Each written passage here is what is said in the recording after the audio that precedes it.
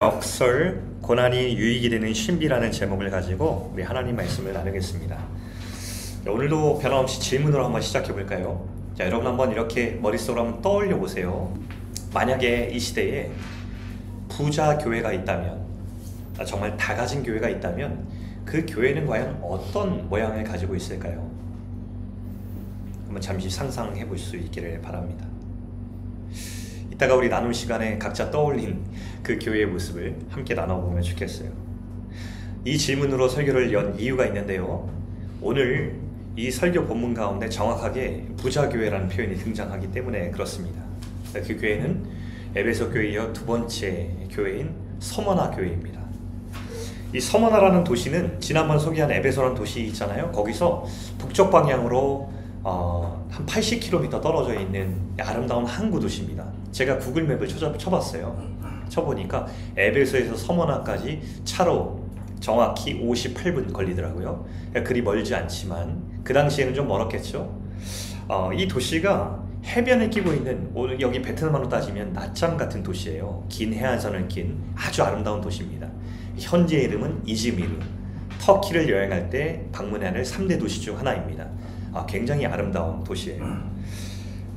이 서머나라는 이름의 머라고 하는 뜻은요, 유향입니다. 향수죠. 무슨 뜻이냐면 별명이 향기로운 도시였는데 향수를 수출하는 도시였습니다. 해안의 아름다운 도시이자 향수를 수출하는 도시, 되게 매력적인 도시죠.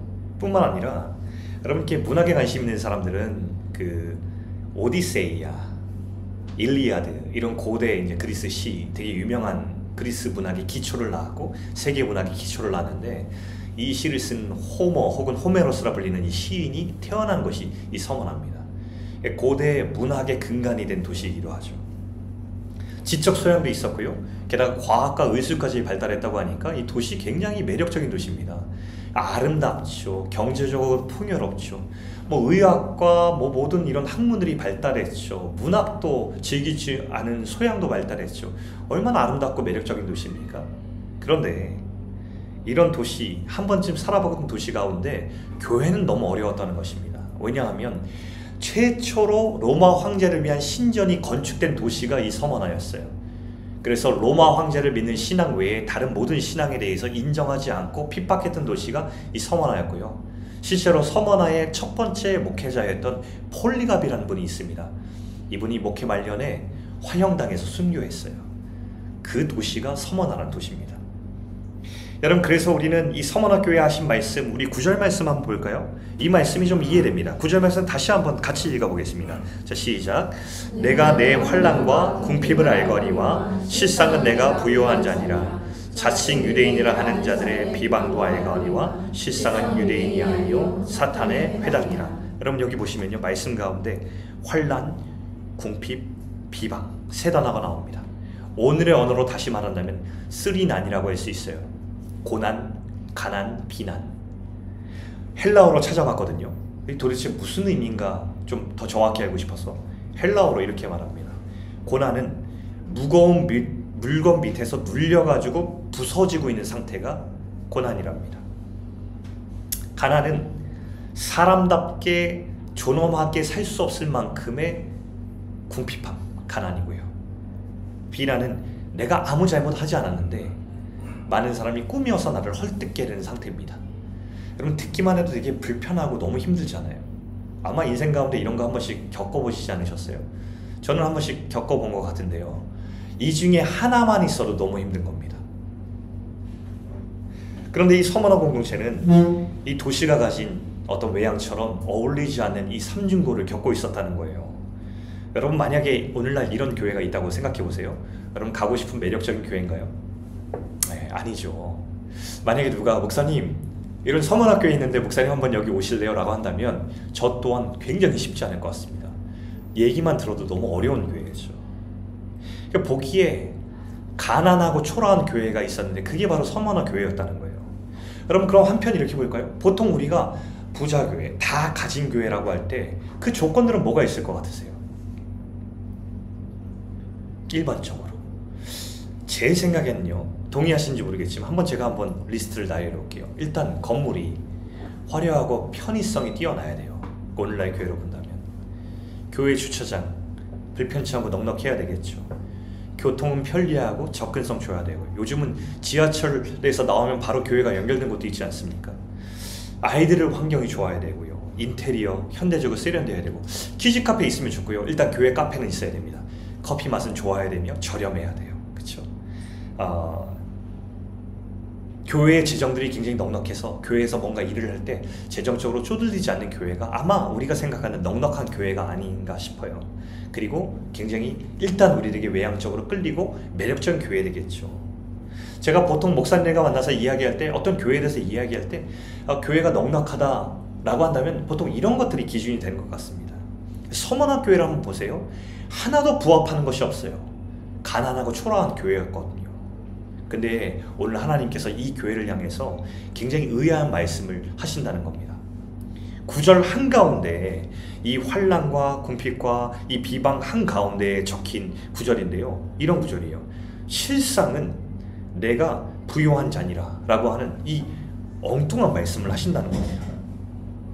이 교회가 고난과 가난과 비난의 상황을 다 아신 하나님께서 그 교회의 실상을 부요하다고 하신 말씀이 잘 이해가 되지 않아요.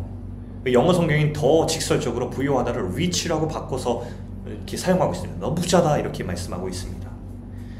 여기서 하나님의 관점이 우리와 다르다는 걸 다시 한번 깨닫고 있는데, 여러분 되게 이게 무슨 뜻인가 의아하잖아요. 이 결론부터 제가 좀 말씀드려 볼까요? 풀어내면 이런 뜻이 될 것입니다. 하나님의 음성으로 말하면, 서머나 교회야, 너 진짜 부요한 교회야. 왜냐하면 너는 나밖에 의지할 것이 없는 교회거든. 내가 전부라고 고백한 교회이기 때문이야. 그래서 진짜 네가 부요한 교회야 라고 하나님께서 말씀하고 있는 것입니다. 우리는 서머나 교회의 이 고난과 가난과 비난을 생각하면서 몸서리치기 너무 싫다라는 생각을 했는데, 정작 서머나 교회는 이 고난을 겪으면서 누리는 유익이 있었다는 말입니다. 여러분 그거 아십니까? 하나님께서 어떤 한 사람을 새롭게 빚어내시기 위해서 사용하시는 가장 유익한 방법이 고난이라는 사실을 여러분 아세요? 성경은 하나같이 어떤 한 사람 주님께서 새롭게 빚기 위해서 이 고난을 사용하고 계십니다. 여러분 한 사람, 교회 다 마찬가지예요. 여러분 보면 하나님이 중요하긴 한데 사실은 우리가 그 밖에 의지할 것이 너무 많다는 사실 여러분 깨닫지 않아요? 저는 겸손히 고백합니다. 하나님 너무 중요하죠. 그런데요, 이것도 꼭 있어야 돼요. 이거 너무 중요하죠. 이거 없으면 안 돼요. 하나님 의지한다고 하면서 사실은 때로는 그 밖의 요소들과 조건들을 더 많이 의지하고 있는 우리의 모습들을 발견하진 않으세요? 저는 너무나 많은 인생 속에서 그런 것들을 고백하게 됩니다. 하나님 외에 의지할 것이 너무 많이 있어요. 근데 여러분, 제가 인생을 돌아볼 때 제 구비구비 인생마다 그 모든 불순물들이 다 없어지고 하나님이 나의 전부고 하나님만이 나의 의지할 것이지, 의지할 유일한 분이십니다 라고 고백하는 그 순간이 와요. 그때가 언제입니까? 고난을 겪을 때였어요. 성경은 고난이 우리에게 불편하고 어려운 일이라는 것을 공감하세요. 그런데 동시에 이 고난이 가지는 독보적인 유익을 말씀하기도 합니다. 여기 인용 구절 보시면 제가 표준 세번역으로 성경 가져왔는데 시편 119편 67절에 이렇게 말하고 있습니다.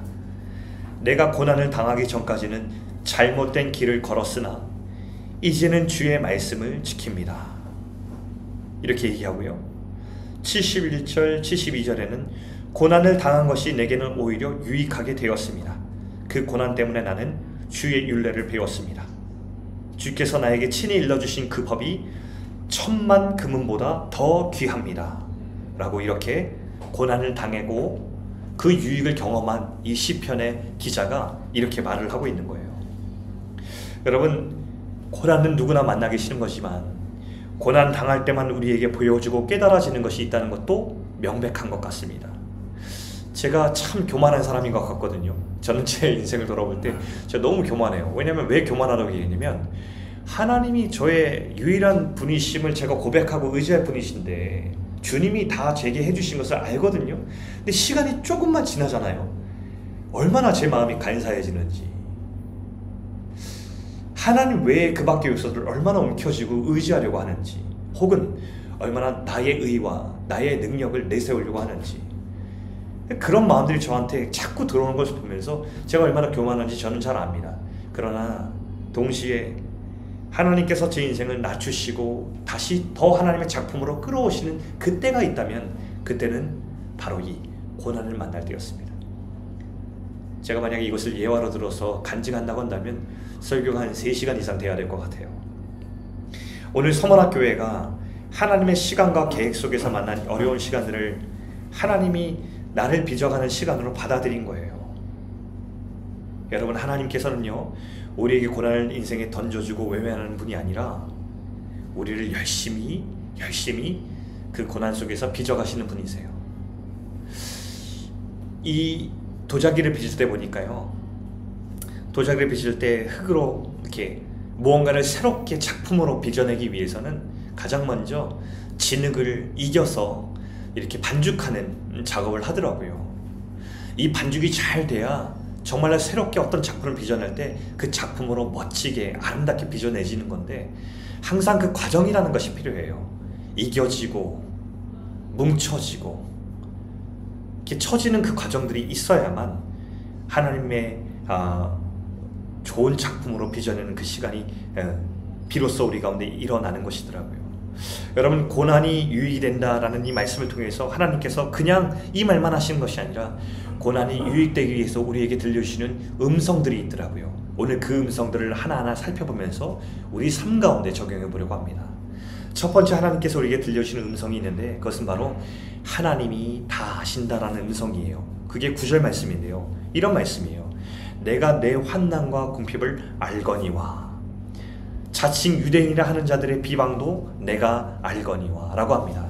알거니와 무슨 뜻입니까? 반복해서 내가 다 안다 라고 하는 말씀입니다. 여러분, 나니아 연대기를 쓴 C.S. 루이스라고 하는 이 작가가 이렇게 설교를 한 적이 있습니다. 내가 하나님을 안다는 사실보다 훨씬 더 중요한 사실이 있다. 그것은 하나님께서 나를 아신다는 사실이다. 그것이 우리 하나님 믿는 사람들의 영광이다. 이렇게 얘기했습니다. 위대하신 절대자께서 이 수많은 사람들 중에서 나를 아신다는 사실, 그것을 믿고 받아들이는 것이 우리 신앙의 시작점입니다. 여러분, 인생을 생각해보면 우리 인생이 가장 고통스럽고 괴롭고 힘들 때, 그때가 무엇이냐면 억울함인 것 같아요. 저는 그렇게 서운함을 넘어서 그렇게 억울하고 고통스럽고 나중에 분노가 납니다. 나를 몰라줄 때, 진실이 분명한데 그 진실을 외면할 때, 나를 몰라줄 때, 나를 정당하게 대우하지 못할 때, 나를 사람들이 알아주지 않을 때 얼마나 억울하고 힘든지 몰라요. 그게 사람의 보편적인 감정일 거예요. 그런데 여러분, 만약에 사람들이 이 억울함이 누구도 내 맘 몰라줄 때 억울하고 분노가 난다고 할 때, 만약 이 모든 과정과 모든 일, 심지어 사람의 깊은 동기까지도 다 알고 판단하시는 분이 우리 가운데 있다고 하신다면 여러분 어떠세요? 내가 가장 중요하게 여기는 분이, 그리고 나를 가장 아끼고 사랑하는 이 세상의 왕 중의 왕께서 나를 인정해 주시면서 내가 안다, 내가 다 안다 라고 인정해 주시면 사실 여러분, 그럼 끝난 겁니다. 오늘 서머나교회를 향한 주님의 말씀을 보고서 우리는 깨닫는 것이 있어요. 여러분, 이 세상의 왕의 왕께서 사람들이 다 초라하고 가난해서 매력 없다고 가기 싫다는 교회를 향해서 뭐라고 말씀하세요? 내가 너를 알아. 내가 다 알아. 내가 너의 매력을 알고, 내가 너의 보석 같은 귀함을 알고, 내가 너의 그 고백, 나만을 전부라고 여기는 그 귀한 고백을 나는 알아 라고 얘기해 주시는 거예요. 여러분, 이 성경 말씀에서 사실은 끝난 겁니다. 사람들이 어떤 교회가 좋은 교회야, 어떤 교회가 넉넉한 교회가, 이 교회가 좋은 교회라고 말하는 것 모두 다 중요치 않아요. 왕의 왕께서 오늘 이 교회를 향해서 이렇게 말씀해 주신 순간에 다 끝난 겁니다. 우리 인생에도 마찬가지예요. 억울함이 있죠. 힘듦이 있고 고난이 있고 고통이 있어요. 근데 왕의 왕께서, 그 모든 것을 판단하시는 그분께서 우리 인생에 찾아와서 내가 다 알아 라고 하시는 순간 끝난 거예요. 여러분, 오늘 주님의 작품으로 지어지는 이 정직한 인생을 살아갈 때에 하나님께서 우리에게 들려주시는 그 음성을 우리가 좀 잘 귀 기울여 보면 좋겠습니다. 그 음성은 이것입니다. 우리 주님은 다 알고 계신다는 거예요. 이 두 번째 음성을 한번 볼까요? 두 번째 음성은 하나님이 우리의 고난은 기한이 있다라고 말씀해 주신 것입니다. 기한이 있다. 다른 말로 곧 끝난다. 10절 말씀입니다. 10절 말씀 제가 한번 다시 읽어보죠. 너는 장차 받을 고난을 두려워하지 말라. 볼지어다 마귀가 장차 너희 가운데에서 몇 사람을 옥에 던져 시험에 받게 하리니 너희가 10일 동안 환난을 받으리라. 여기 10일 동안이라는 독특한 표현이 있죠. 여러분, 이것은 우리의 고난이 기한이 정해져 있고 그 기한은 짧을 것이라고 하는 말씀입니다. 여러분, 사실 고난을 겪는 입장에서 짧을 것이라는 것 여러분 믿기지 않습니다. 여러분, 저도 굉장히 이제 터널 같은 시간을 지나면서 늘 생각하는 것이 이것은 언제 끝날까? 과연 끝은 있을까? 이 스스로의 질문을 많이 던지거든요. 그런데 하나님께서 분명히 말씀하시는 것은요, 곧 끝난다, 기한이 있다는 것을 우리에게 분명하게 말씀해주고 있습니다. 주님이 기한을 정하신 이유는 모든 고난에는 계획과 목적이 있기 때문입니다. 고난 자체가 우리 가운데 오는 것이 아니라 고난에는 계획과 목적이 있어요. 그리고 계획과 목적 가운데에서 주님께서는 이 기한을 정하셨습니다. 그러면서 하나님께서 우리 가운데 이 기한이 있기 때문에 이 고난을 지나는 우리들에게 말씀하는 것이 있는데요, 그것은 바로 뭐냐면 결과가 아니라 과정이다, 이렇게 말씀하십니다. 성경은 한결같이 통일성 있게 말하는 것이 결과를 말하지 않고 과정을 얘기해요. 우리가 만약에 피니시 라인, 우리 인생의 마지막 라인을 지날 때에 우리 꼭 생각해야 되는 것은 하나님은 결과에 박수치지 않으시고 우리의 과정을 보시고 거기 박수친다는 사실입니다. 우리 이 8절 말씀 보면은 이 편지를 보내는 발신자를 보면서 뭐라 그랬냐면요, 처음이요 마지막이요 죽었다가 살아나신 이가 이르시되, 이렇게 얘기합니다. 그러니까 하나님을 굳이 표현할 때 처음이요 마지막, 죽었다가 살아나신 이라고 말하고 있거든요. 무슨 뜻입니까? 이 모든 일을 시작하신 분이 하나님이시고 이것을 끝내실 분이 하나님이라는 것을 얘기하고 있는 거예요. 우리의 고난이 하나님의 손안에 있고 우리가 먼저 난 끝났어 라고 포기할 수 없는 이유가 하나님께서 끝이시기 때문입니다. 모든 우리의 인생의 일들이 처음이자 마지막이신 하나님의 손안에 있다는 사실을 우리가 고백할 수 있어야 돼요. 또 죽었다가 살아나신이라는 뜻이 무엇입니까? 우리 인생에 아무리 고난이 심해도 우린 결코 망하거나 죽지 않는다는 것을 주님께서 주시는 용기를 주는 말씀이에요. 우린 죽거나 망하지 않습니다. 하나님께서 죽었다가 살아나셨어요. 우린 죽지 않습니다. 성도는 죽지 않습니다. 너 결코 망하거나 죽지 않아라고 하는 말씀을 우리에게 주시고 있는 거예요. 그러면서 우리 과정을 지날 때 뭐라고 말씀하세요? 그러니 이 과정을 지날 때 하나님의 작품답게 한번 살아내보자. 결과가 아니야, 과정이야. 여러분, 1993년도에 쿨 러닝이라는 영화 한 편이 나왔거든요. 오래된 영화인데 보신 분도 있을지 모르겠습니다. 굉장히 보석 같은 영화라고 저는 생각합니다. 근데 이 영화가 많은 사람이 감동을 준 이유가 있는데 이 영화가 과정을 그렸어요. 이게 실화를 바탕으로 한 영화인데 1988년도 서울올림픽이 있을 때 이 사람이 자메이카 육상 선수였습니다. 되게 빠른 선수였는데 그때만은 자메이카 환경이 안 좋으니까 모래바닥에서 뛰었단 말이에요. 옆에 선수가 미끄러지면서 이 선수가 걸려 넘어지는 바람에 국가대표 탈락을 했어요. 이 선수의 꿈이 뭐였냐면 국가대표가 되는 것이었거든요. 어떻게 하면 국가대표가 될 수 있을까? 내 어떤 장기를 어떻게 살려볼까? 라고 하다가 찾아낸 것이 동계올림픽 종목이었던 봅슬레이 썰매 종목이었습니다. 왜냐하면 이 봅슬레이가 단기간 빨리 달려야지만 잘할 수 있다는 소식을 듣고 그럼 봅슬레이 선수 나가보자. 그래서 팀을 꾸렸습니다. 그때 같이 넘어졌던 선수들이죠. 넘어진 당사자와 같이 넘어진 선수들 다 모아가지고 봅슬레이 팀을 꾸렸습니다. 근데 얼마나 난관이겠어요. 여러분, 자메이카 아시잖아요. 자메이카는 동계올림픽 종목이 없어요. 1년 내내 눈을 볼 수 없는 곳이에요. 여러분, 그래서 너무 힘든 거예요. 아무도 지원해주지 않아요. 가난하고 초라한 이 봅슬레이 팀의 이 힘겨운 고통의 과정이 계속 그려지고 있어요. 얼마나 이제 힘든지 몰라요. 근데 여러분, 이 감동이 있는 게 뭐냐면 계속 난관이 있고 고통이 있는데 이 가난하고 초라한 이 봅슬레이 팀이요, 포기치 않고 계속해서 가요. 썰매가 없으니까 여러분 이것을 같이 팀이 썰매를 일렬로 타서 연습을 해야 되는데 들어갈 곳이 연습할 곳이 없으니까 자기 집 욕조에 들어가가지고 거기서 연습하고 막 이렇습니다. 얼마나 이렇게 초라해 보는지 몰라요. 근데 이 팀이 올림픽에 진짜 나가게 됩니다. 나가서 이 썰매를 가지고 타는데요, 이 팀이 아니다 다를까 본선까지 진출을 해요. 이 사람이 거기서 기대하죠. 우와, 이러다가 메달 따겠는데? 라고 합니다. 근데 마지막에요, 이 봅슬 팀이 마지막 한 경기를 탈 때 결국 사고가 납니다.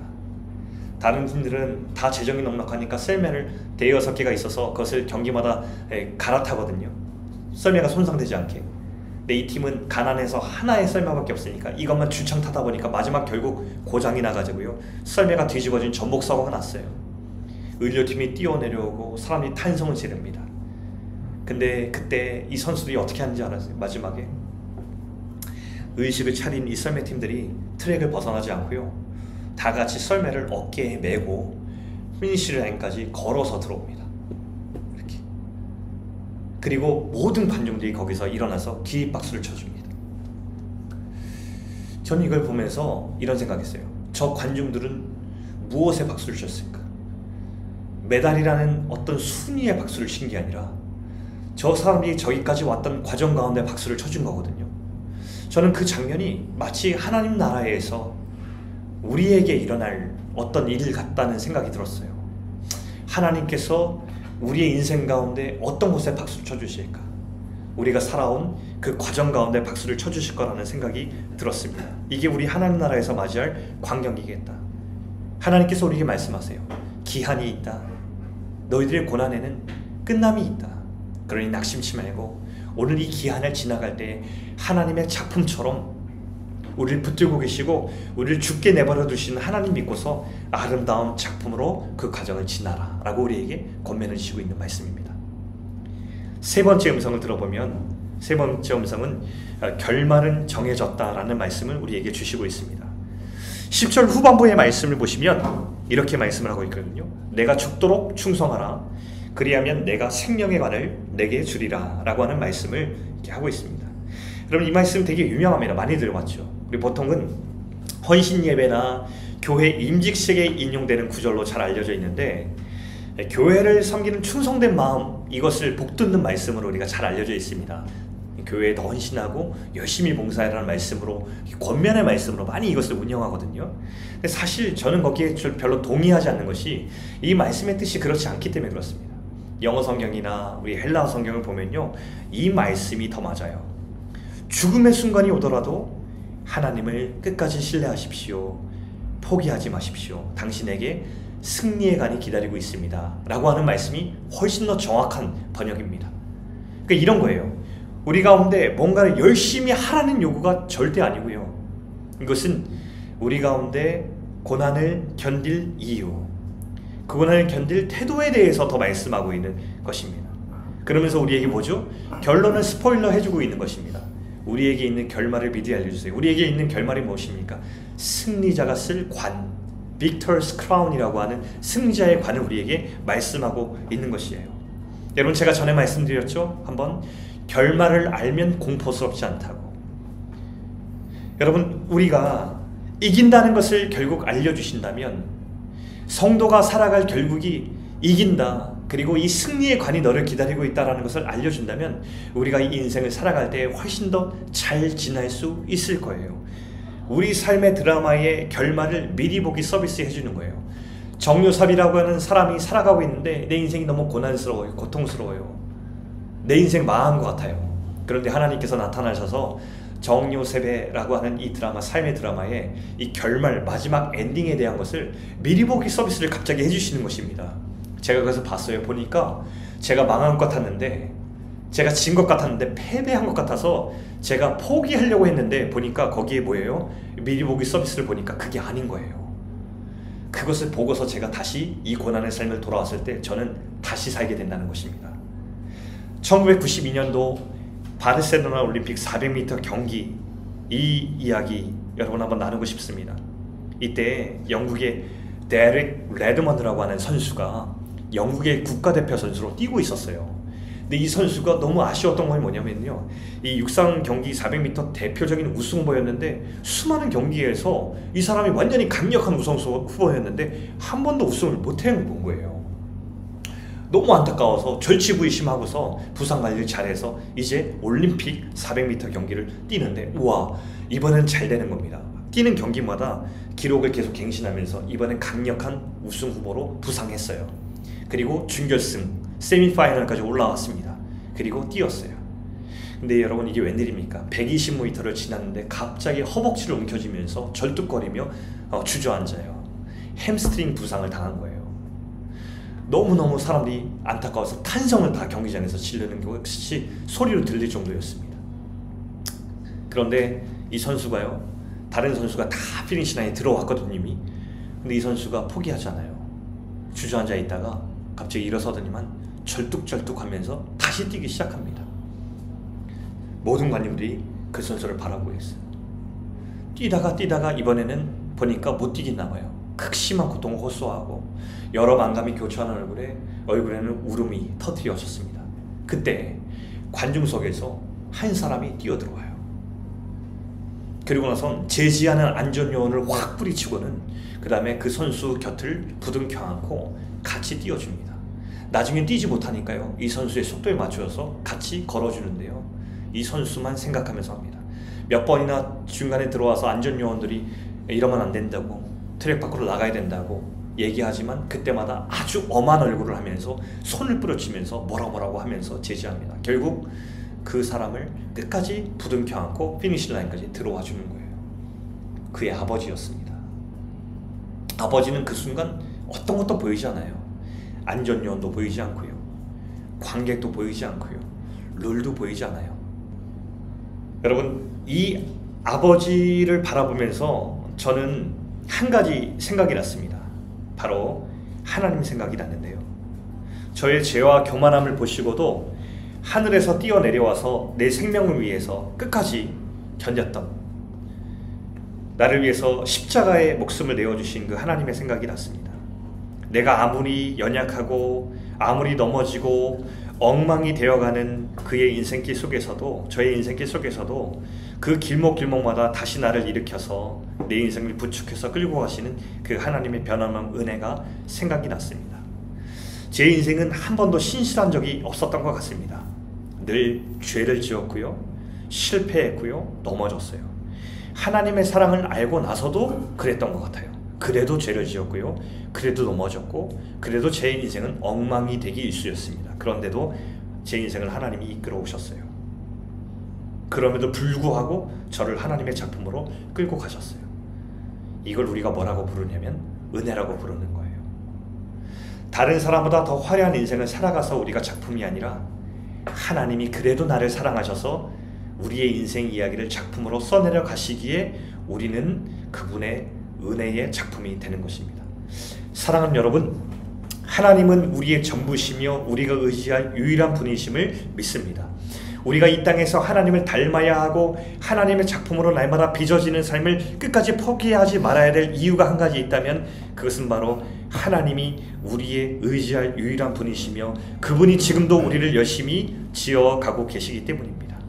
여러분 꼭 기억하십시오. 하나님의 음성을 하나님이 다 아십니다.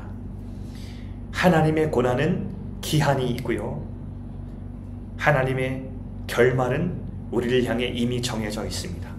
우리는 결국 승리하고 하나님의 멋지고 아름다운 작품으로 지어질 것입니다. 그러므로 우리 이 과정을 지나갈 때에 우리 하나님의 작품답게 주님의 손에 우리를 맡기며 아름답게 이 길을 지나갈 수 있기를 바라고, 더 순결하고 아름답게 하나님께서 우리를 지으시도록 주님 앞에 우리를 더 의지하며 주님이 우리의 전부라고 고백하는 서문학교회 같은 교회가 되기를 원합니다. 이렇게 고백하면 좋겠어요. 하나님, 우리의 의지할 분이 오직 하나님이심을 고백하며 하나님을 나의 전부로 고백하는 제가 되길 원합니다. 이 고백이 저와 여러분 또 우리 공동체의 진심의 고백이 될 수 있기를 주님의 이름으로 간절히 축원합니다.